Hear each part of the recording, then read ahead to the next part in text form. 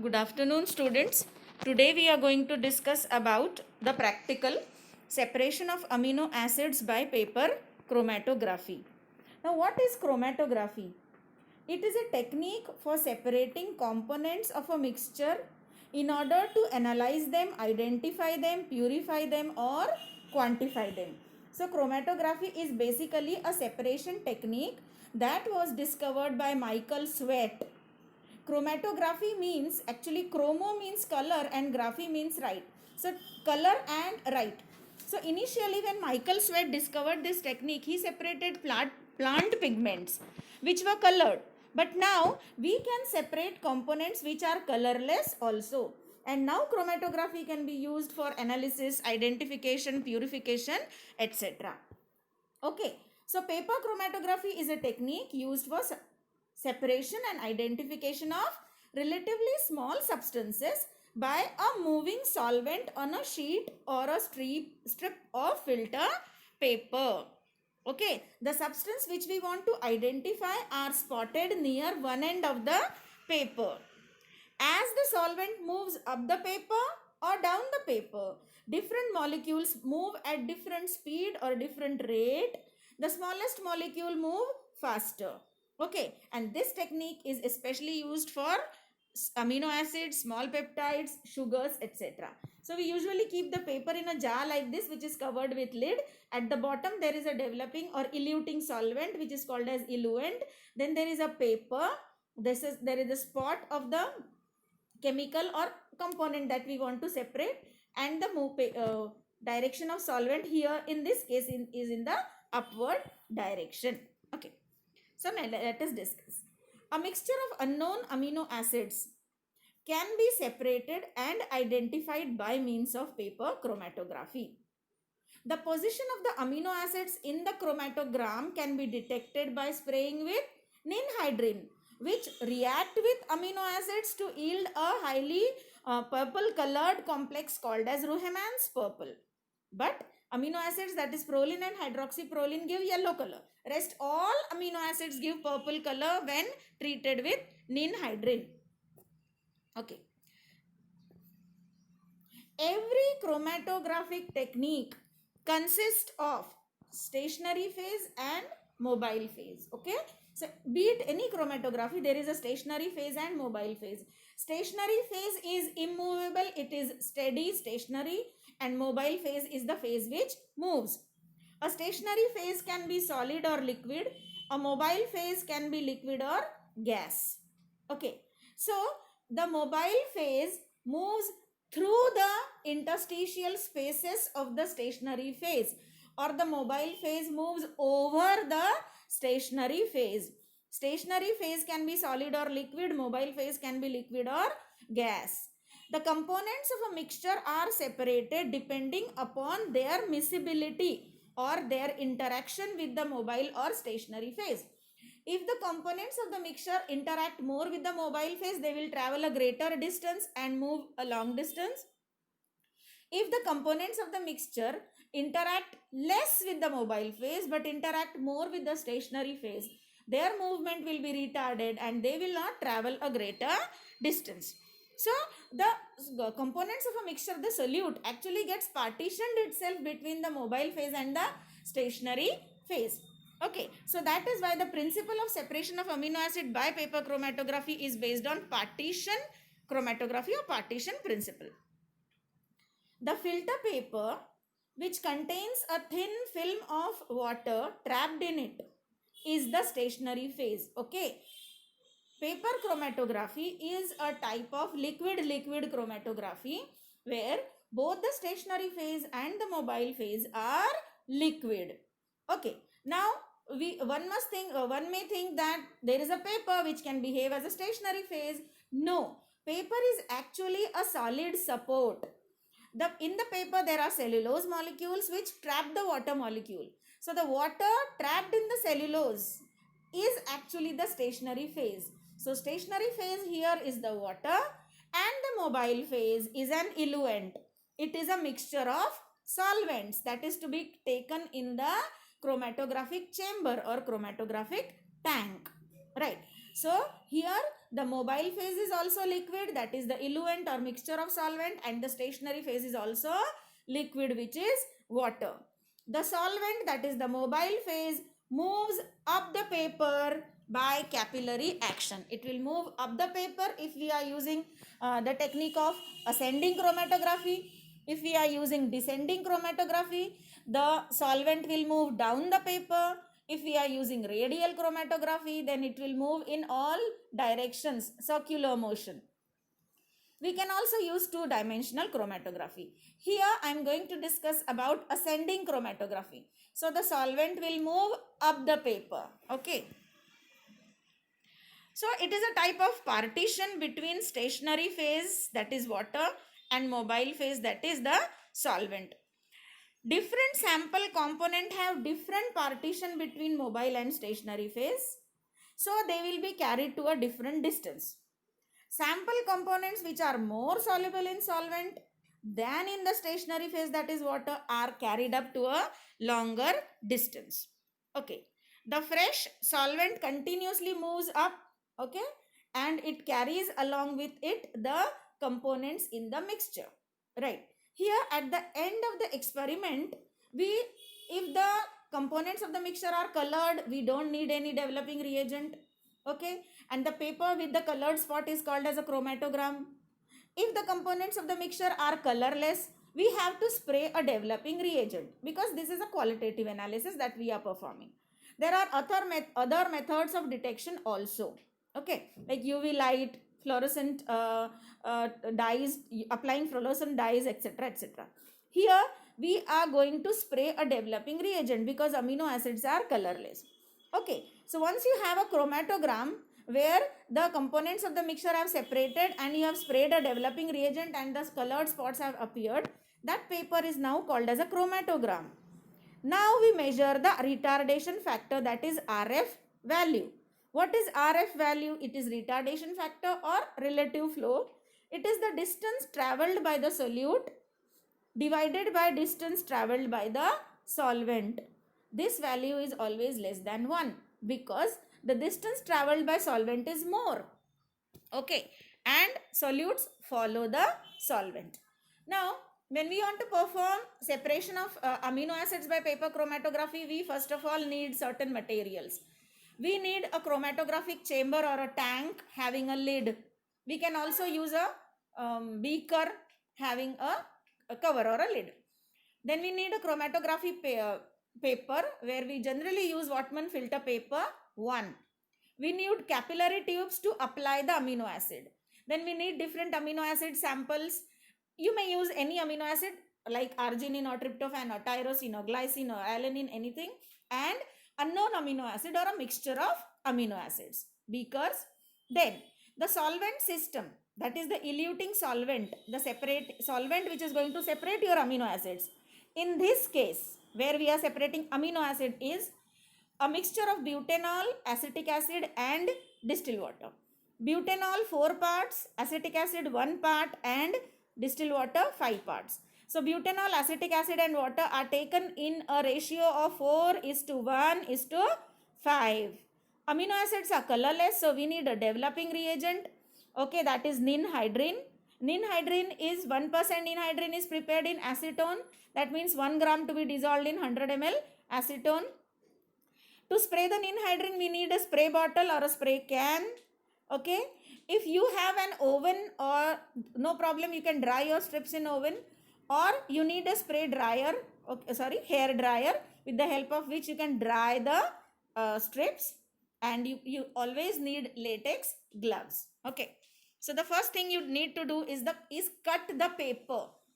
So before touching the paper, do not touch. You have to take care that do not touch the paper in between. Okay, your fingerprints will be imprinted, and your fingerprints will also, because they contain proteins and amino acids, they will also show color development. That is why wear latex gloves. Then take the paper and cut the paper strip depending upon how many number of amino acids you are going to take, or whether you are going to take only mixture or what. You will decide the length and width of the paper. So generally we take 5 centimeter by 15 centimeter paper strip. You cut it with the help of a scissor by wearing gloves only. Okay, so cut the filter paper strip depending upon the shape, size, and how many number of components you want to separate, right? Then you have to mark a starting line on from one end of the paper, from the bottom of the paper, uh, 2 to 3 centimeter above the bottom. Okay, and on the starting line marks are made 2 centimeter apart from each other. Okay, I'll show you. So you have to cut a filter paper strip depending upon how many sample components you have to take, and just 2 to 3 centimeter above one end of the filter paper strip, mark a line with the help of a pencil, mark a thin line with the help of a pencil, and mark spots. How many? If you have to separate 2 amino acids, sample 2, then if you have 3 samples, then 3, but the spots that you are marking should be apart, at least 1 to 1.5 centimeter apart from each other. Okay, but actually ideally you have to keep the spot distance between 2 spots 2 centimeter, right? So mark the spots like this. Okay, you can write your name on the top corner also with the help of a pencil, right? Once your paper is ready, now what you do, take the amino acids solution which you have prepared. Using a thin capillary tube, apply the spot of amino acids. Okay, one spot. Then using the different capillary tube marker, or put a small thin drop of second amino acid. Then put a thin drop of mixture of amino acids. Use separate capillary tubes. Allow the amino acid spot to dry. Then one more time, take the capillary tube. With the help of the capillary tube, again apply amino acid 1, amino acid 2, amino acid mixture using separate capillary tubes. Apply the spots thrice. Okay. Once you have applied the spots, allow the spots to dry. The spots of amino acid and the mixture are dried completely. Once the strip is dried or the spots are dried, you have a chromatographic chamber. Fill the chromatographic chamber with the solvent. Okay, 1/4 chamber and all. Fill it with the solvent and cover the chamber with the lid. Okay, allow the chamber to get saturated with the fumes of the solvent. You are separating amino acids here. So you are going to take butanol, acetic acid and water in a ratio of 4:1:5. Okay, now tie the filter paper strip with the thread and hang your strip in the solvent. Okay, hang your strip in the chromatographic solvent chamber. You have to take care that the place where you have applied the solvent, the place where you have applied the amino acid spot should be above the solvent. The amino acid spots should not get dipped into the solvent that is taken in the chamber, right? So take the filter paper strip, dip it in the solvent, the eluent that is taken in the chromatographic chamber.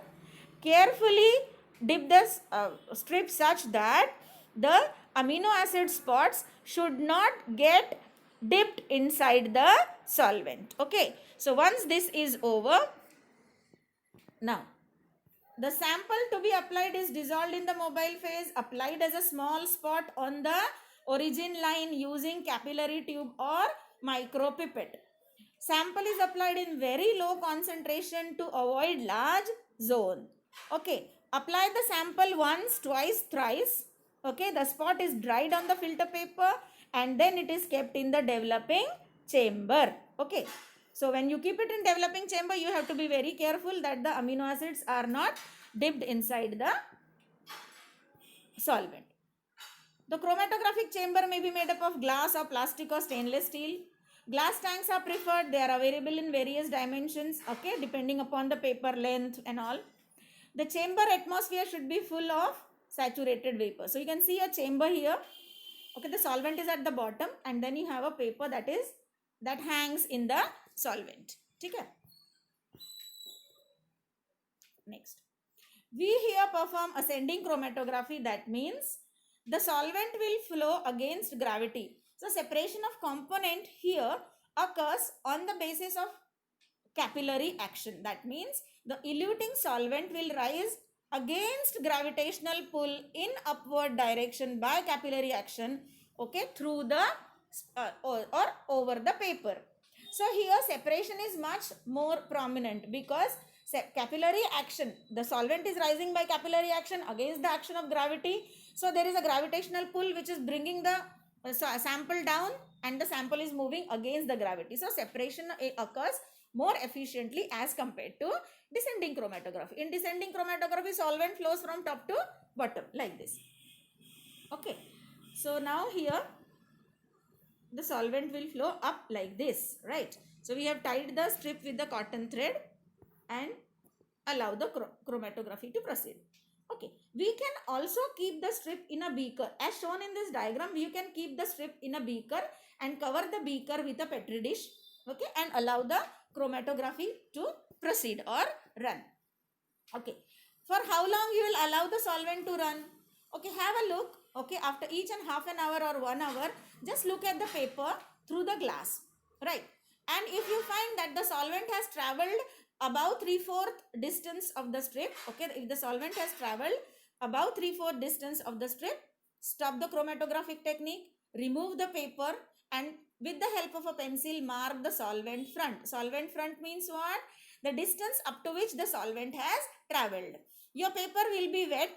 Okay, when you take out the paper, it will be wet and you will be able to locate the solvent front, the distance that is traveled by the solvent.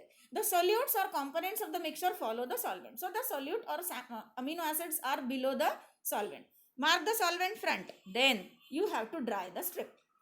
Okay, the strip can be dried by hanging it in air.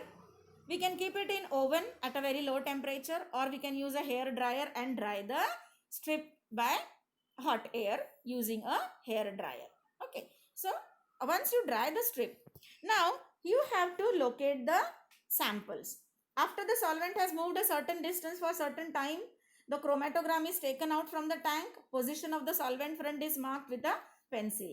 The strips are dried by cold or hot air depending upon the volatility of the solvent. Now, you have to detect where are the amino acids present on the paper strip. So, but amino acids are colorless, right? That is why we need to spray a developing reagent, color developing reagent. Okay. Amino acids react with ninhydrin to form a colored complex, purple colored complex, Ruhemann's purple. So, we spray the filter paper strip carefully with 1% ninhydrin prepared in acetone. So, hang your paper strip and spray it with ninhydrin and wait for some time. After some time, purple colored spots will appear on the strip. Purple colored spots will appear at that place where amino acid is present. Okay. So, now you have to circle each spot. Okay. Once the spots, colored spots have developed, mark a circle or mark a boundary around the spot. Take the center of the spot and measure the distance between the origin line and the center of the colored spot. That will give you the distance traveled by the solute. That is distance traveled by amino acid. Okay. As soon as you take out the paper from chromatographic chamber, mark the solvent front. That is the distance traveled by the solvent. Now you need to know the distance traveled by solute also. Distance traveled by amino acid also. So once you spray ninhydrin, you get a colored spot. Mark the colored spot. Take the center of the colored spot. Measure the distance from the origin line up to the center. That will give you the distance traveled by the solute. Okay. So now results are interpreted by movement or migration of the solute relative to the solvent. That means the results are expressed in terms of RF value, retardation factor or relative flow. How it is calculated? Distance traveled by solute divided by distance traveled by solvent. So you have marked the solvent front, that will give you the distance traveled by solvent. You have located the spot, measured the distance, and you know the distance traveled by solute also now. So like this, as shown in this figure, you can see the colored spot. There is a line at the top.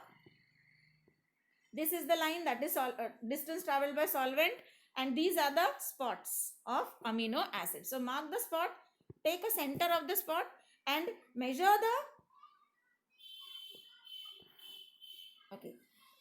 the line at the bottom is the origin line, the line at the top is the distance traveled by solute.